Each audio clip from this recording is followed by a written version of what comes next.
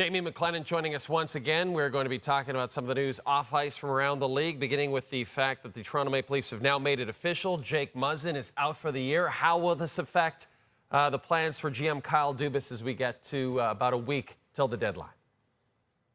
Well, it gives you some flexibility with LTIR. So if you're taking a look at how much money he can spend, I don't have the numbers right in front of me, but it is a huge blow losing a guy like Jake Muzzin all season long, pretty much. So he's looking to replace that. And yes, I believe he has 8 capable defensemen, but I would argue with him going all in, especially up front, why not give that defensive core something to be excited about as well?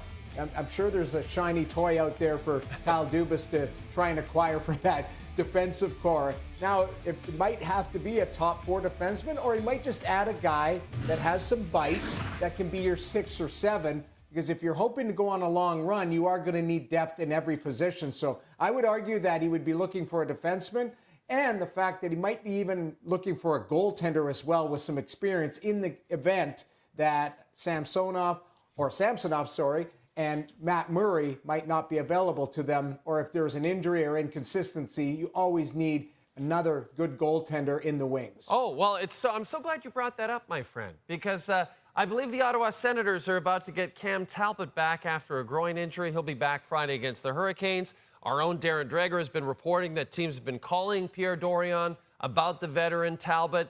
Do you think Cam Talbot is an Ottawa Senator after the March 3rd trade deadline? It depends on his health, but I think there would be teams that would love to have a guy like Cam Talbot. He's a quality guy. He's in great shape. He's still a fantastic goaltender. I've seen him up close and personal several times this year and play great hockey. The challenge is that he hasn't been healthy recently, so you want to get him up and running. But I think there's a lot of teams that will want to add Cam Talbot into the mix. I look at a team like the LA Kings with Jonathan Quick there, but Quick now is older. You got Phoenix Copley, who's been fantastic, but really, you add somebody like Talbot into the mix, all it does is add to the depth of your organization. Plus, you've got young goaltenders that have pushed through in Mandelays and Matt Sogard. So Ottawa's dealing from a position of strength where they've got some guys that they believe can play right now, and they're giving them experience on the job. So I think Cam Talbot will have a marketplace, and Ottawa will have a couple suitors for him. Jamie, this Dylan Larkin saga is fascinating to me because you have a player who was born, raised, played every minute of his hockey his entire life in the state of Michigan, and now he's playing for the state pro hockey team, and he's the captain of the team, and they're finally about to be a good team.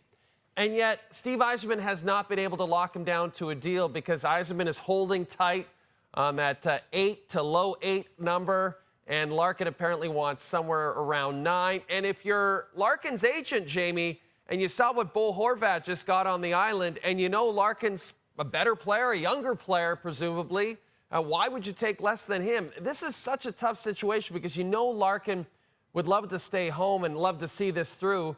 How do you see this playing out? And can you compare it to anything that you've seen in your time as a player or as an analyst? If I were them, I would call Steven Stamkos and ask about the process that he went through with Steve Yzerman and becoming an unrestricted free agent. Now, Steven Stamkos went to free agency, took a little shop out there and figured if he could see all these offers, and then all of a sudden he ended up signing back in Tampa where he felt it was the best fit. Dylan Larkin probably has the opportunity to take a look out there and say, what is a good fit for me? Well, if it's not, then you go right back to Detroit. So I think if there's a comparable, now Steven Stamkos, different player, obviously a lot more success, but Larkin's a fantastic player. And you mentioned, Jay, what he brings to the Detroit Red Wings organization. So my instinct I still believe they can get something done.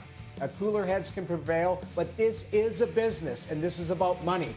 But Steve Yzerman, he's been through this before. This isn't his first rodeo, and it sounds like he's holding tight on the contract offer. That reminds me a lot of what he did with Steven Stamkos. Said, this offer will be here for you. If you decide you want to take it, you can go out and shop yourself. Well, that's what happened to Stamkos. He went out and shopped himself, and he realized, I want to stay in Tampa and try and win cups, and he was able to do that. We'll see if Larkin decides to do the same thing as the Red Wings, improving their stock in the playoff chase. We'll see if Yzerman's active as we get toward the deadline. The deadline, of course, next Friday, 3 p.m. Eastern time.